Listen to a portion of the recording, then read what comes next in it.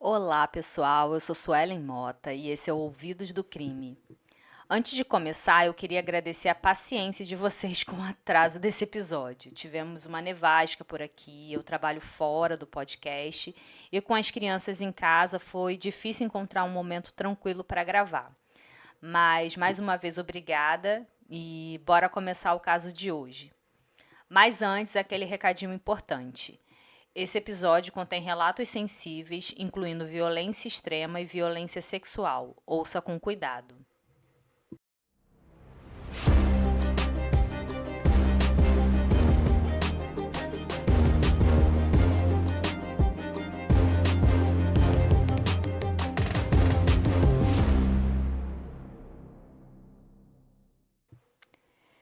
Hoje, o Ouvidos do Crime nos leva até a Espanha, mais precisamente até a cidade de Algete, na comunidade de Madrid. Esse é mais um episódio da nossa minissérie sobre crimes que se encontraram respostas décadas depois, graças ao DNA. Um crime que aconteceu nos anos 90 e ficou sem respostas por quase 2 décadas. Mas o tempo passou, a ciência avançou e quando o DNA finalmente conseguiu falar com clareza, a verdade apareceu. E essa é a história de Eva Blanco. Eva Blanco era uma adolescente espanhola, jovem, com uma vida inteira pela frente. Uma fase em que o mundo ainda parece simples, escolas, amigas, sonhos, pequenos planos que, para quem é adulto, pode parecer bobo, mas para quem é jovem são tudo. Ela vivia em Algete, uma cidade próxima a Madrid, e esse detalhe importa porque cidades assim, como a de Eva, tem aquele tipo de rotina muito particular. Gente que se conhece, gente que sabe quem é filho de quem trabalha onde, quem mora em qual rua. E quando alguma coisa terrível acontece num lugar assim, não é só a família que sente, é uma cidade inteira. Eva era uma estudante do ensino médio, nascida em 17 de fevereiro de 1981. Ela morava em Algete, um município suburbano ao norte de Madrid, na Espanha. Morava com os pais, Olga Pug e Manuel Blanco, sendo a mais velha de 3 irmãos. E o ambiente familiar dela era aquele ambiente convencional, família completamente normal. Ela estava matriculada no primeiro ano da BUP, Bachillerato Unificado Polivalente, no Instituto Gustavo Adolfo Becker, em Algete. Ela mantinha uma rotina típica de adolescente, né, local, incluindo saídas sociais com amigos, sempre atendendo às expectativas da família, né, e voltando para casa todas as noites. Antes de abril de 1997, não havia registro de faltas escolares, ausências noturnas ou envolvimentos em atividades criminosas ou alto risco, refletindo, então, uma formação estável e sem incidentes em um ambiente suburbano de classe média. Algete, um município da Comunidade de Madrid, a aproximadamente 20 quilômetros ao norte da capital. Funcionava principalmente como subúrbio residencial em meados da década de 1990. Era caracterizado por áreas residenciais de baixa densidade, intercaladas com campos agrícolas e caminhos semi-rurais. A população era cerca de 9.057 habitantes no censo de 1991, crescendo para 11.726 em 2001, impulsionada pela expansão urbana de Madrid. A economia local dependia da agricultura em pequena escala, serviços e da proximidade com o aeroporto de Barajas, criando uma percepção de tranquilidade e segurança para as famílias, inclusive para crianças, né, que voltavam a pé, né, da escola para casa, e em caminhos que eram isolados, então as pessoas se sentiam seguras porque as crianças conseguiam fazer as coisas sozinhas, né? assim, o caminho da escola para casa e de casa para a escola. Aquele cenário que muitas vezes eu conto aqui, cidades bem tranquilas, onde nunca acontece nada. A noite do desaparecimento foi assim, era abril de 1997, então era um final de semana daqueles que na cabeça de um adolescente tudo que importa é estar com as amigas e ter uma noite normal. Eva saiu para uma boate e esteve com as amigas dela. E naquela noite, na volta para casa, aconteceu algo estranho. Ela não chegou em casa. A mãe começou a estranhar esse atraso anormal. Eva tinha combinado de voltar para casa, né, meia-noite, e ela sempre foi pontual. Por volta de 11h30, o grupo de Eva começou a ir embora da boate. Uma amiga acompanhou ela até o local, a cerca de 500 metros da sua casa, na rua Carmen Conde, nos arredores da cidade. Eva se separou das amigas e seguiu em direção à sua casa. Segundo testemunhas, ela seguiu seu caminho habitual, atravessando campos agrícolas na orla da cidade, um percurso que costumava fazer a pé, né? Para ela era um percurso normal. A mãe sentiu que havia algo muito errado.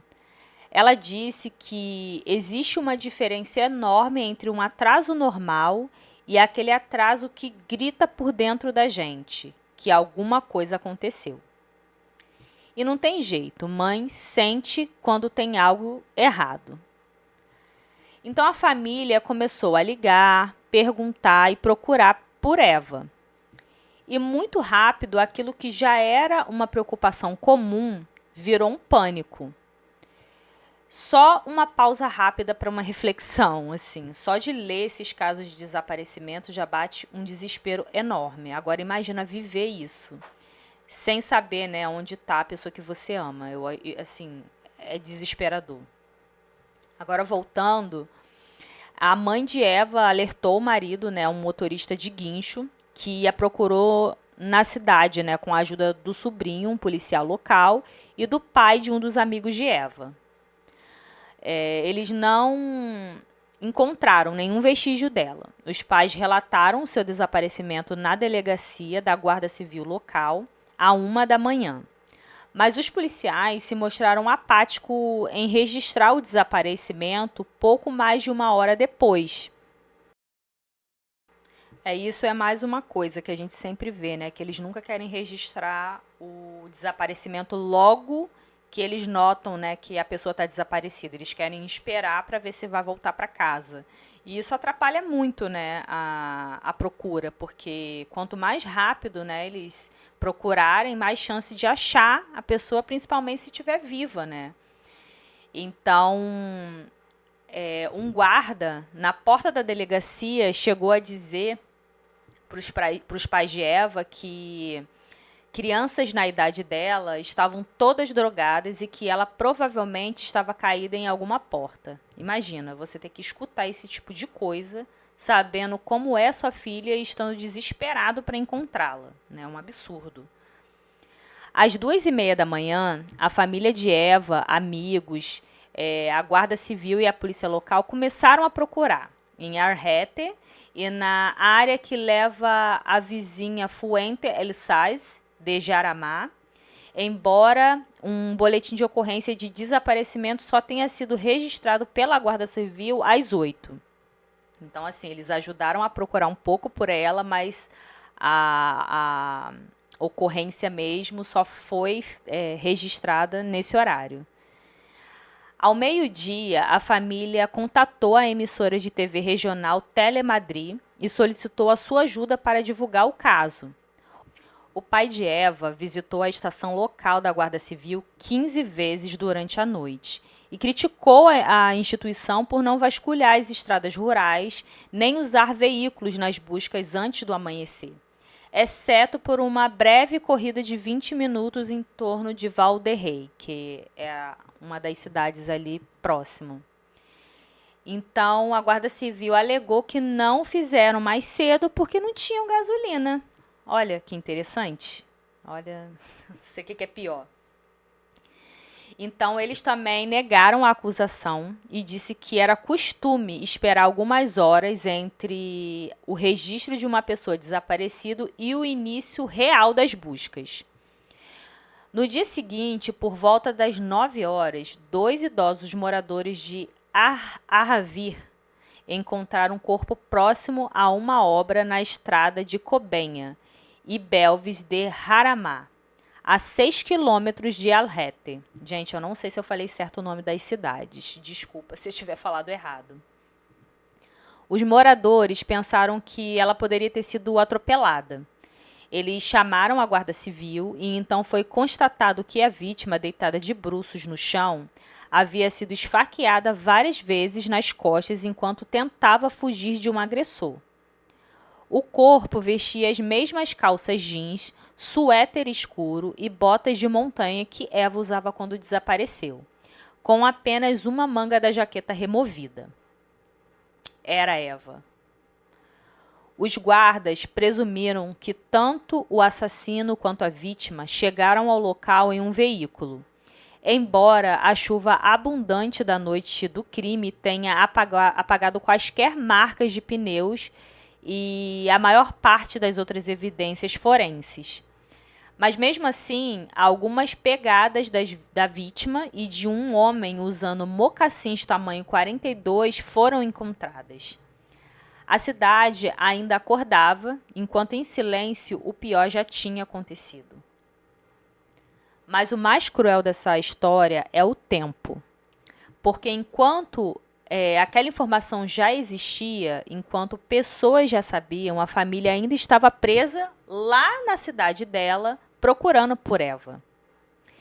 Então, eles ainda tinham esperança, né, de encontrar ela viva. E que tudo aquilo que estava acontecendo ia ser apenas um susto. E que ela fosse entrar pela porta a qualquer momento.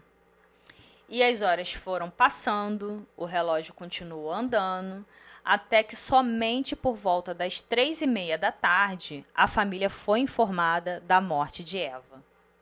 Ou seja, por mais de 6 horas o corpo já tinha sido encontrado e mesmo assim a família ainda estava vivendo aquele sofrimento E quando a notícia finalmente chegou, não foi só uma confirmação, foi um choque. Foi como se o mundo tivesse acabado ali, na frente deles. Porque a partir daquele momento não havia mais buscas, não havia mais esperança. E ali naquele momento Al-Rete parou. Porque ninguém queria acreditar que isso poderia acontecer com a filha de alguém, com uma menina da cidade ou com uma adolescente. Infelizmente, a violência tem esse poder cruel. Ela pega toda a normalidade e quebra em 1000 pedaços. Eva tinha sido atacada de forma extremamente violenta. E, junto com a dor, começa a pergunta que não sai da cabeça de ninguém. Quem fez isso e por quê? O corpo de Eva foi encaminhado para a autópsia e o relatório mostrou que ela foi esfaqueada nas costas por 19 vezes antes de morrer de hemorragia, por volta das 4 da manhã. A arma do crime era uma navarra de 8 a 10 centímetros de comprimento e 1 centímetro de largura. Eu tive que pesquisar o que seria essa arma, pois o nome é diferente, né? Então, é uma faca, né, bem diferente. Porque eu vi a foto, eu vou colocar ela no Instagram para vocês verem. Segundo a Wikipédia, a palavra navarra deriva do latim novacula, que significa navalha, e acredita-se que a faca andaluza conhecida como navarra tenha derivado da navarra de afeitar, ou navalha usada para barbear. Um termo popular de gíria para as navarras do século XIX era herramienta, que se traduz como ferramenta de ferro. Na Espanha, o termo navarra é frequentemente usado para descrever de forma geral todas as facas de lâmina dobrável e personifica o conceito de uma faca defensiva que deve ser carregada o tempo todo com a pessoa. A maioria das navarras maiores do início do século XIX era claramente destinada a combate e era popularmente chamada como santólios, uma contração do termo espanhol para óleo santo. O nome era uma referência aos óleos ou ungentos aplicados aos moribundos como parte do último sacramento católico, pois acreditava-se que um homem que se deparasse com tal faca num confronto violento necessitaria invariavelmente da administração dos últimos sacramentos. Então, começaram, né, os resultados a sair da autópsia. E a primeira facada na lateral do corpo foi feita enquanto ela estava sentada em um veículo. E as demais depois que ela saiu e tentou correr pela ladeira ao lado da estrada. Muitas dessas feridas posteriores, encontradas principalmente na orelha e na nuca de Eva, eram superficiais. Em contraste, o primeiro ferimento foi profundo e poderia ter sido fatal mesmo na ausência de todos os outros. Outra coisa constatado na autópsia foi que o ímen de Eva foi rompido e o sêmen do mesmo homem foi encontrado em sua boca, partes íntimas e roupas íntimas. Uma fibra vermelha também foi retirada da boca de Eva e posteriormente identificada pelo Museu Têxtil e Centro de Documentação da Catalunha como pertencente a um tipo comum de estofamento de carro, confirmando que Eva esteve em um veículo após o seu desaparecimento. Apesar das limitações da tecnologia forense da década de 1990 e das potenciais vulnerabilidades na cadeia de custódia da documentação, as amostras de DNA derivado do sêmen e do sangue foram meticulosamente preservados pela Guarda Civil, permitindo sua viabilidade para testes avançados anos depois. Nenhuma amostra de cabelo ou fibra de roupa do perpetrador foi relatada como conclusivamente ligada nos exames iniciais, embora vestígios de material tenham sido catalogados para possível comparação futura. Nos primeiros dias, a investigação virou uma corrida contra o tempo, porque quando uma pessoa desaparece e depois é encontrada daquela forma, a pergunta muda. Não é mais onde ela está e quem fez isso e por quê. A polícia precisa reconstruir os últimos minutos de Eva, cada passo, cada rua, cada pessoa que cruzou com ela naquela noite. E no começo, as teorias eram muitas. Alguém próximo, um desconhecido, um ataque de oportunidade, um carro. Só que conforme os dias passaram, uma verdade começava a ficar clara. Quem fez isso com Eva soube desaparecer junto com as respostas. E logo após a descoberta do corpo de Eva, em 20 de abril de 1997, a polícia espanhola, liderada pela Unidade de Homicídio da Guarda Civil, elaborou um perfil do autor do crime com base na dinâmica da cena do crime. Um predador oportunista do sexo masculino, com idade aproximada entre 20 e 40 anos, com alguma familiaridade com os arredores rurais de Algete, que o levou a escolher o campo isolado para o ataque e descartar o corpo. A ferocidade das 19 facadas nas costas, pescoço e nuca, infligida após o estupro, sugeria um ataque de um desconhecido por motivação sexual, em vez de uma vingança premeditada, já que Eva não apresentava inimigos documentados, relacionamentos amorosos ou comportamentos de riscos que poderiam atrair violência direcionada a seu círculo social. No dia 23 de abril de 1997, Eva foi velada e enterrada em Algete, em uma cerimônia que reuniu aproximadamente 2.000 pessoas. Em uma cidade que de repente parecia pequena demais para caber tanta dor. A igreja estava cheia, as ruas estavam cheias e o ar era de incredulidade, porque quando uma cidade inteira se reúne assim, não é só por luto, é por choque, é por medo e por uma pergunta que ninguém tinha coragem de falar em voz alta. Quem fez isso ainda está solto. Ali, diante do caixão, não existia justiça, não existia prisão, não existia resposta. Apenas uma adolescente que não teve a chance de crescer. E uma família que precisava enterrar a sua filha sem saber que quem tinha, né, destruído a vida dela. E talvez esse seja um dos pontos mais cruéis de casos assim, porque a despedida não veio com alívio, veio com revolta. E a partir daquele momento, Alrete não era mais a mesma. Não era uma cidade que as pessoas comuns, né, viviam vidas comuns. Agora ela era uma cidade onde o mal tinha passado e deixado o medo para trás. E com tudo isso acontecendo na cidade, a polícia teve a sua primeira teoria.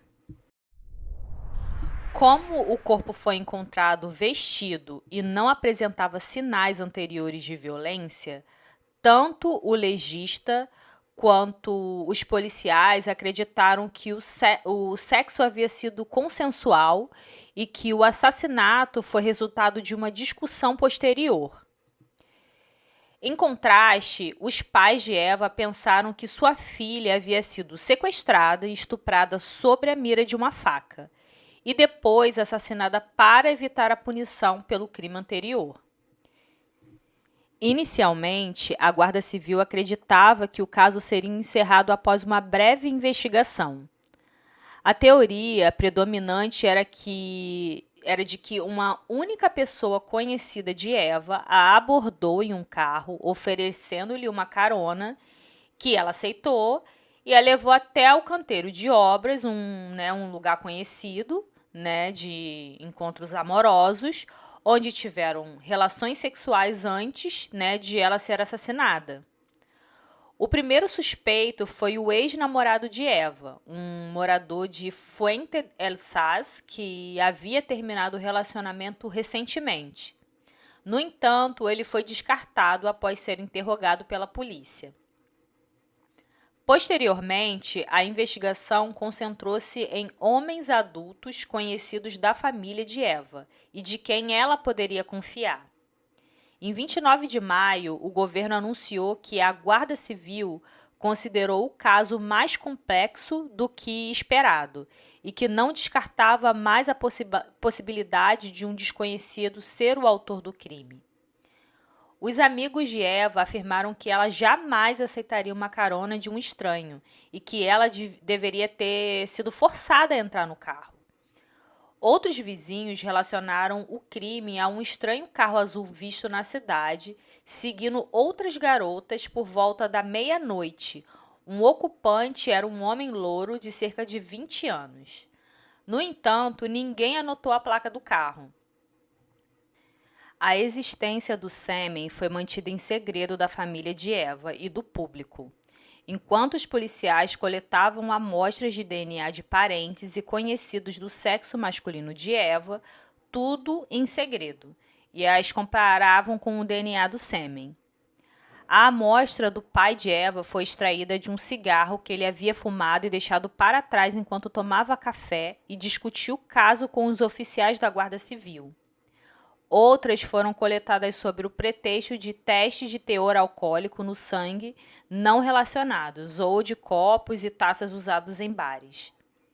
Embora correspondências tenham sido encontradas, a Guarda Civil permaneceu convencida de que o assassino era um homem adulto, residente de Alrete ou de uma cidade próxima.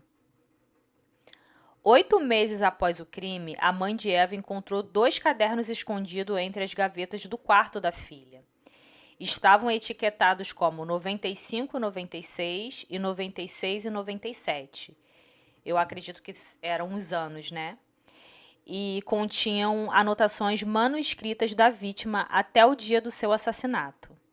Muitas dessas páginas continham apenas Eva e Miguel, o nome do seu ex-namorado, repetido várias vezes com canetas de cores diferentes. Quem que não viveu isso, né? Nos anos 90, 2000, né? Que a gente escrevia várias vezes, igual aquelas cartas gigantes que o pessoal fazia, né? Fãs faziam para para cantores, né, atores e tal. A gente sempre repetia, né, fulano, eu te amo, pelo menos assim, né, minha época. Então, se você não passou por isso, isso era muito normal nos anos 90, nos anos 2000. 2 páginas antes do final da última, porém, Eva e Miguel foi substituído por Eva e 34, 31, 10. Todas as tentativas de descobrir o significado de 34, 31, 10 foram infrutíferas, com algumas hipóteses gritando em torno do fato de que 34 é o prefixo telefônico da Espanha e 110 é o código postal de El Rete. O pai de Eva acreditava que se tratava do número de um pager distribuído em uma promoção da Coca-Cola na época, enquanto outros acreditavam que era um nome codificado. Após ser informado de que seu DNA havia sido comparado ao sêmen encontrado no corpo da filha e o excluído como suspeito, o pai de Eva iniciou uma campanha para que outros moradores de El Rete fornecessem amostras de DNA voluntariamente, numa tentativa de ajudar a capturar o assassino de sua filha. Nesse projeto, ele contou com o apoio do prefeito de El Rete, Jesus Herrera Fernandes, que fez um anúncio oficial em novembro de 1999, solicitando a todos os moradores do sexo masculino que com mais de 16 anos, que fornecessem as amostras voluntárias e também de cabelo, saliva, se caso desejassem. A proposta foi unanimemente rejeitada pelas autoridades judiciais espanholas, que o consideraram simplista, desproporcional e inútil, e um potencial estigma para que os moradores de El Rete que se recusassem a fornecer uma amostra de DNA sem ordem judicial, mesmo tendo o direito legal de fazê-lo. Apesar disso, o pai de Eva recebeu 2.013 amostras de moradores da cidade, né, da cidade deles e das cidades vizinhas, e as depositou no tribunal local até que se decidisse o que fazer com elas. O juiz de instrução do caso solicitou um relatório do Procurador-Geral de Madrid sobre a viabilidade legal de tal teste, né? A resposta, emitida em 30 de março de 2000, foi que os testes deveriam ser feitos apenas em amostras de pessoas que pudessem ser consideradas suspeitas de acordo com a investigação, e não apenas em voluntários. Apenas 45 pessoas foram testadas, incluindo 12 parentes de Eva, por parte de pai, 6 por parte de mãe, seus conhecidos e quaisquer pessoas com antecedentes criminais, com atenção especial aos casos de conduta sexual imprópria e violência com faca. Em 2007, 10 anos após acontecer, né, o caso de Eva, 30 agentes trabalharam no caso e informações sobre casos semelhantes foram solicitadas a outros órgãos de segurança pública, incluindo o nome dessa polícia aqui é muito difícil para mim, é Ertzaintza e o FBI. Bom, eu procurei para saber, né, que tipo de polícia é a Ertzaintza. Em português, significa guarda pública ou guarda popular. É a força policial autônoma do País Basco, tendo substituído em grande parte a Polícia Nacional e a Guarda Civil Espanhola, sendo a principal força policial e de segurança do País Basco. Como eu nunca tinha ouvido falar, né, eu fiquei curiosa com esse nome, porque é muito difícil pronunciar. Então, voltando, um especialista da Universidade de Santiago de Compostela reexaminou as provas de DNA e concluiu que pertenciam a um homem não descendente de europeus. 6 anos mais tarde, em 2013, o número de pessoas investigadas tinha subido para 1.503 e 208 homens de El Rete e de outras cidades tiveram seu DNA testado, incluindo criminosos que estavam de licença na altura do homicídio Então, um novo juiz de instrução permitiu a abertura e verificação de 2.013 envelopes contendo o nome dos voluntários de 1999, mas não os testes de todas as amostras de DNA. Em 26 de abril de 2013, o programa investigativo La Sexta, Equipo de Investigación, exibiu uma reportagem sobre o caso intitulado Eva, um expediente aberto. Traduzindo seria Eva, um caso arquivado. O programa recapitulou as evidências conhecidas e incluiu entrevistas com os pais de Eva, amigos também, professores, policiais que trabalhavam no caso e Vicente Garrido Genoves, psicólogo criminologista que ganhou notoriedade ao ajudar a identificar o assassino em série Joaquim Fernandes Ventura, em Castellón, em 1998.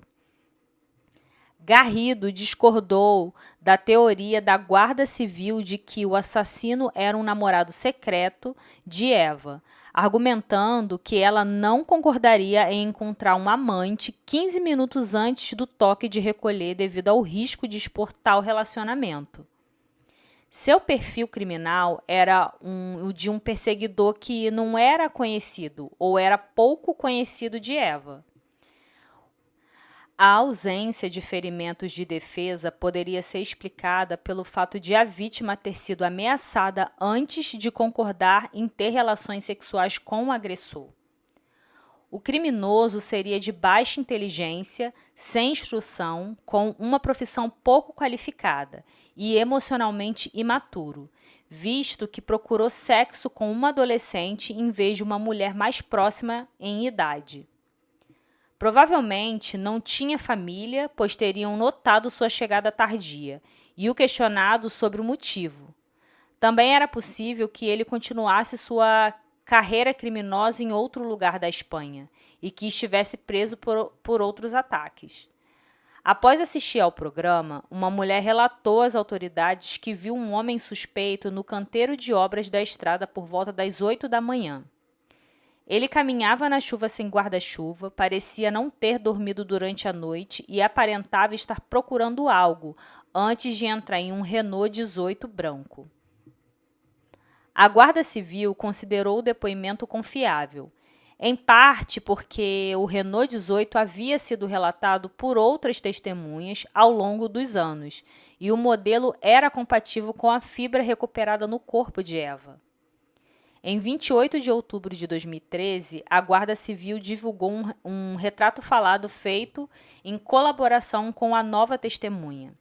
O suspeito era um homem que tinha entre 35 e 40 anos, em 1997, 1,70 m a 1,80 m de altura, corpulento, entre 75 e 80 quilos, com cabelo castanho curto e espetado, rosto quadrado e endurecido, olhos escuros e fundos, vestia uma camisa branca e um suéter com decote em V, e dirigia um Renault 18 branco com estofamento vermelho. Um número de telefone e um endereço de e-mail confidenciais foram criados para possíveis dicas. Em 1º de janeiro de 2014, 100 e-mails haviam sido recebidos. Agora, a gente entra na parte que é a essência da nossa minissérie, o DNA. Mesmo naquela época, já existiam análises forenses, mas isso não quer dizer que a tecnologia era como hoje. O material biológico existia, mas comparar, cruzar, encontrar um match era muito difícil. E o pior, quando o DNA não encontra ninguém no banco de dados, ele vira um tipo de prova frustrante. Não é que não tenha nada, é que ele não aponta para a pessoa certa. E foi isso que aconteceu por anos. A investigação passou por várias frentes, né? Então, suspeitos, hipóteses e reavaliações. Mas o caso não fechava. E quando um caso não fecha, ele apodrece na mente das pessoas, porque não existe final para a dor. Não existe justiça, não existe ponto final. Então, no final de 2013, uma nova análise de DNA do sêmen restringiu a identidade do doador a um homem de ascendência norte-africana. A Guarda Civil solicitou aos 300 homens norte-africanos que viviam em Arrete em 1997 que fornecessem amostras voluntárias. A Guarda Civil analisou meticulosamente todas as pessoas dessa origem registradas no Censo Municipal de Arrete em 1997, ano em que os fatos ocorreram. Ele tinha 34 anos, o possível assassino de Eva. Havia aproximadamente 500 pessoas nessa situação, excluindo crianças e mulheres. A resposta foi extremamente positiva, embora muitos tivessem deixado a cidade e antes mesmo o país nos anos subsequentes. Fouad Achel, um antigo residente do bairro de Eva, que agora vive no sul da França, mesmo morando em outro país, colaborou fazendo teste para ajudar no caso. Então descobriram que ele compartilhava seu cromossomo Y e mais de 97% de seu DNA nuclear com o assassino. Isso só era possível se ambos os homens fossem irmãos. Depois que a amostra de um irmão de Tel, que vivia em Múrcia e que nunca havia residido em Arrete, apresentou um resultado idêntico. Um mandado de prisão europeu foi emitido para o terceiro irmão de Tel, Ahmed Tel Ger. Ahmed estava entre as 100 primeiras da lista que se encaixavam nesse perfil. Em 1º de outubro de 2015, Ahmed foi preso em frente ao seu local de trabalho em Besançon, França, durante uma intervenção conjunta da Guarda Civil e da Gendarmerie francesa, a polícia francesa. Agora é só uma observação do porquê ter pessoas de ascendência norte-africana nessa parte da Espanha, né? De acordo com o site Centro de Capacitação da ONU Mulheres, no início dos anos 90, a Espanha vivia um período de mudanças importantes. A região de Madrid crescia, cidades se expandiam e pessoas de diferentes origens chegavam ao país em busca de trabalho e de uma vida melhor. Grande parte da imigração africana naquele período vinha do Marrocos, especialmente para o setor agrícola. Muitas dessas pessoas enfrentavam desafios enormes, como adaptação cultural, idioma e, em alguns casos, situação migratória irregular. É importante dizer com clareza que a imigração não tem relação com a criminalidade. A maioria absoluta dessas pessoas estavam ali para trabalhar e sobreviver. Décadas depois, no caso de Eva, a ciência trouxe um dado técnico específico. O DNA indicava uma pessoa de origem norte-africana, que era do agressor. Isso não foi um julgamento, foi apenas uma pista científica, uma entre muitas, usada para chegar na verdade. Porque, no fim, o DNA não aponta caráter, não aponta moral, ele apenas aponta caminhos. O homem apontado como responsável pelo assassinato de Eva Blanco se chama Ahmed Tel Ger. Ele nasceu no Marrocos e migrou para a Espanha ainda jovem, em um período em que milhares de pessoas buscavam trabalhos e oportunidades no país. Não há registro de que ele conhecesse Eva. Não havia ligação familiar, amizade ou relação direta. Por anos ele passou despercebido. Até que décadas depois o DNA fez o que ninguém conseguiu fazer antes. Ligou um nome a um crime que parecia condenado ao silêncio. Naquele mesmo dia, Olga Puig e seu marido Manuel Blanco receberam um telefonema do Departamento de Homicídios da Guarda Civil, cujos membros eles conhecem há anos. O capitão Rubem Valerro informou-lhe que o suposto assassino havia sido detido. Olga disse: "Parece que Deus me ouviu e me deu um pouco de alegria depois de tantos anos de sofrimento." Agora vamos falar sobre Ahmed. Ahmed, de 52 anos, nasceu em Taza, Marrocos, em 1º de março de 1963. Ele tinha 34 anos na época do assassinato. Ahmed casou-se em Madrid com uma espanhola de 20 anos em 1989 e tornou-se cidadão espanhol na década de 1990. Eles tiveram 3 filhos em 1989, 93 e 97. Sua esposa estava grávida de 5 meses do 3º filho quando Eva foi assassinada. Os Chell nunca foram registrados como residentes de Al-Rete, porque moravam em um trailer estacionado em um viveiro de plantas onde Ahmed trabalhava como entregador e que lhes havia sido emprestado pelo empregador de Ahmed. A residência de Ahmed ficava ao lado da estrada Paracuelos de Jarama, Fuente El Sais, a 4 quilômetros do local do crime. Os Chells mudaram-se para a França em 1999. Embora continuassem a constar como casados na Espanha, eles se separaram-se amigavelmente e Ahmed casou-se novamente com uma estudante marroquina de 24 anos em Besançon em 2003. Ahmed e sua nova esposa estabeleceram-se em Pierrefontaine, uma aldeia de 20 quilômetros da fronteira da Suíça, e tiveram 2 filhos, um de 6 anos e o outro bebê, à altura da detenção dele. Enquanto esteve na França, ele trabalhou como soldador numa empresa de máquinas agrícolas e o seu relacionamento com os colegas de trabalho era considerado mau.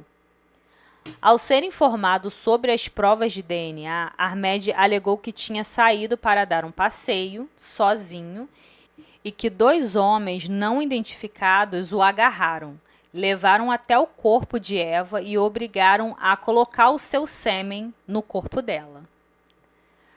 A sua ex-mulher, contudo, disse aos jornalistas que ele tinha saído na companhia dos irmãos, como costumavam fazer aos finais de semana, e ela alegou que ninguém tinha falado com ela naquela noite, até depois da prisão de Ahmed, quando um dos irmãos disse que tinham estado na mesma discoteca que Eva e que falaram com ela. Depois que ela discutiu, acho que nessa noite ela discutiu com um ex-namorado dela. Então Eva saiu da discoteca com os irmãos a certa altura, mas voltou com as amigas por volta das 11 da noite. A ex-mulher de Ahmed também alegou que nem a polícia e nem a Guarda Civil a tinha interrogado, nem a ela nem aos irmãos durante a investigação. Tanto ela como o filho mais novo negaram que Ahmed o estivessem maltratado, mas ela admitiu mais tarde que ele se tornava agressivo quando bebia. A família de Eva nunca conheceu Ahmed, mas interagiu esporadicamente com o irmão dele no máximo. Um ex-colega de trabalho no viveiro de plantas descreveu Ahmed como pouco sociável, agressivo depois de beber e um pouco pervertido com mulheres. Ex-clientes também se lembraram dele como um pervertido, do tipo que faz você se sentir mal quando está por perto. Já na cidade de Pierrefontaine, um município de 1.500 habitantes no extremo nordeste da França, assemelha-se a qualquer outra tranquila vila franco-suíça. A apenas 20 quilômetros da fronteira com a Suíça, a cidade é composta principalmente por casas unifamiliares construídas para resistir à forte neve do inverno.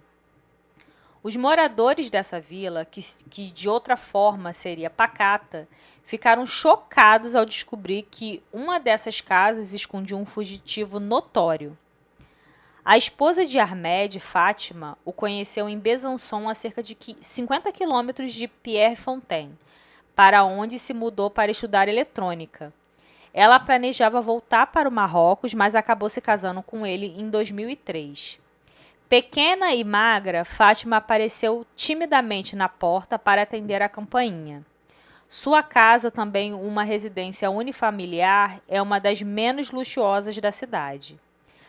pobre menina, Eva Blanco, Eva Blanco. Ela grita repetindo o nome da vítima.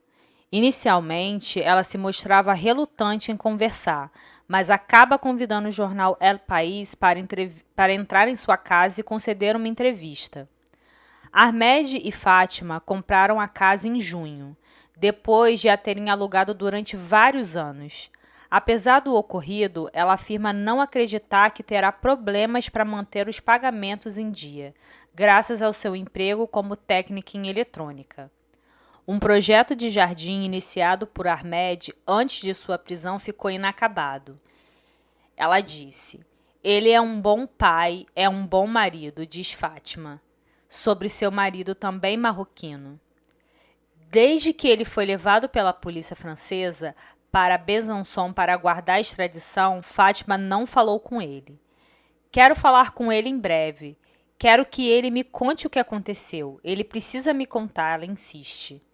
Fátima gostaria de acreditar que talvez a prisão do pai de seus filhos seja um grande engano. Ahmed e Fátima têm 2 filhos pequenos, incluindo um menino de 6 anos. "Quase nunca falávamos em Algete", diz Fátima. "Quando íamos à Espanha, dirigíamos diretamente para a casa do irmão dele, no litoral, e nunca passávamos em Madrid. Seguíamos direto para o Marrocos." Ahmed trabalhava como soldador e até 2 anos atrás tinha um emprego em Sermap, uma fabricante de máquinas agrícolas em Pierrefontaine. Ele não se dava bem com os colegas de trabalho, eles o incomodavam, diz Ivan, um farmacêutico local. Apesar disso, Ahmed era conhecido por ser gentil e amigável em toda a comunidade. Quando foi preso na última quinta-feira pela polícia francesa e pela Guarda Civil, testemunhas disseram que ele parecia estar em estado de choque. Ele guardava um terrível segredo há 18 anos. Em 5 de outubro, Ahmed tentou sem sucesso atentar contra a própria vida. Mas como ele não conseguiu, ele aceitou ser deportado para a Espanha para ser julgado 2 dias depois. Em 9 de outubro, ele desembarcou na base aérea de Terrajon, sob custódia da Guarda Civil. Na audiência preliminar, em 13 de outubro, Ahmed recusou-se a prestar depoimento, mas concordou em fornecer uma amostra de DNA, seguindo o conselho do seu advogado em ambos os casos. Ele foi formalmente acusado de assassinato, estupro e cárcere privado e foi detido na prisão de Soto del Real, aguardando julgamento. Após um pedido de seu advogado para que fosse libertado até a divulgação dos resultados do DNA também ter sido negado. Os testes confirmaram, sem sombra de dúvida, que Ahmed era a origem do sêmen incriminador. Em 19 de outubro, a defesa de Ahmed solicitou sem sucesso sua liberdade enquanto aguardava o julgamento. O advogado dele argumentou que não havia provas que ligassem seu cliente ao crime além do DNA e que a hipótese defendida pela Guarda Civil nos últimos 18 anos era de que Eva havia entrado voluntariamente no carro de um adulto conhecido e que ele havia tido relações sexuais consensuais antes de ser assassinada, de acordo com a mesma investigação. Consequentemente, não fazia sentido acusar Ahmed de estupro ou acreditar que Eva teria concordado em entrar em um carro com um marroquino, dada a insistência de seus amigos que ela jamais entraria num carro de um estranho. O advogado alegou que Eva jamais iria voluntariamente com um marroquino porque nutria simpatias neonazistas, como indicada por imagens presentes em seus diários, e lembrou que a investigação havia se concentrado inicialmente no grupo neonazista Base Autônomas. Os amigos de Eva negaram que ela tivesse qualquer relação com neonazistas. E pelo que eu pesquisei, realmente no diário de Eva não tinha nada relacionado a neonazista E realmente foi uma defesa meio controversa desse advogado de Ahmed, falar que ela, né, tinha essa simpatia e que, pelo que eu pesquisei, é tudo mentira mesmo, como os amigos da Eva falaram. A primeira esposa de Ahmed alimentou a teoria da conspiração numa entrevista ao programa La Manhã da TVE, onde afirmou que havia várias pessoas envolvidas e que os Tell sabiam quem estava por trás de tudo. Ela afirmou desta vez que Ahmed voltou para casa entre as 10 e 11 da noite, que ele não ficaria até tarde porque ela estava grávida e que ele lhe disse que alguns rapazes o tinham assaltado, mas que não queria denunciar porque estava com medo. Em 8 de janeiro de 2016, uma equipe de psiquiatras e psicólogos da prisão apoiou o levantamento das medidas anti-suicídios imposta a Ahmed desde sua prisão, conforme ele próprio havia solicitado repetidamente.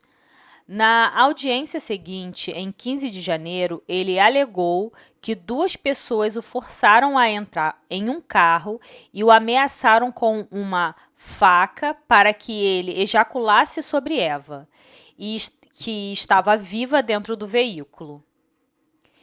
Ele insistiu que nunca a penetrou, mas quando questionado sobre o motivo de seu sêmen ter sido encontrado dentro do corpo, ele não soube responder. Depois de quase 2 décadas, a ciência finalmente trouxe respostas. O DNA revelou um nome e com ele veio uma nova reviravolta. O homem apontado como responsável chegou a ser preso, mas a justiça nunca teve a chance de ouvi-lo em um tribunal. Em janeiro, ele foi encontrado morto em sua cela na prisão de Alcalá Meco. Pouco tempo depois, o processo foi oficialmente encerrado. E como narradora dessa história, eu preciso ser sincera. Eu gostaria que esse caso tivesse sido julgado. Eu acho que eu e todos que acompanharam esse caso, que houvesse respostas completas, depoimentos e veredito, né? Mas ninguém esperava que a história terminasse assim. Com a verdade revelada e o silêncio de um julgamento que nunca aconteceu, depois da morte de Ahmed, a família de Eva não teve um tribunal, não teve um julgamento, não teve aquele momento que alguém responde oficialmente pelo que fez. O que eles tiveram foi a confirmação científica e o fim de um processo. Para algumas famílias, isso pode parecer suficiente, mas para outras nunca é. No caso de Eva, o DNA trouxe respostas, mas a justiça ficou incompleta. E talvez essa seja um dos finais mais difíceis de aceitar, quando a verdade aparece, mas o encerramento nunca vem. O caso de Eva Blanco é uma prova brutal do tempo humano e do tempo da ciência, porque a verdade estava lá, mas ficou escondida por anos, não por falta de evidências, e sim por falta de ferramentas capazes de enxergar aquilo com clareza. E isso é assustador. Porque faz com que a gente pense em quantos crimes antigos ainda estão esperando, né, pelo DNA certo, a tecnologia certa, a reanálise certa, o detalhe certo. A história de Eva Blanco não é só um caso antigo, é um lembrete de que a justiça pode demorar, de que a ciência salva investigações e de que evidências guardadas hoje podem ser respostas de amanhã. E por trás de tudo isso, existe uma jovem, uma adolescente, uma família que perdeu tudo.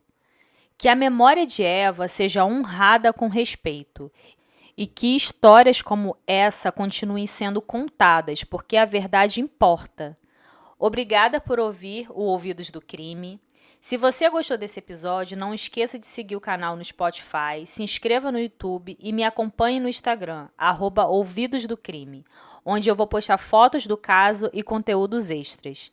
E esse episódio faz parte da minha minissérie sobre DNA, então se prepara porque ainda tem muita história que ficou anos no escuro, até que a ciência acendeu a luz. Até o próximo episódio.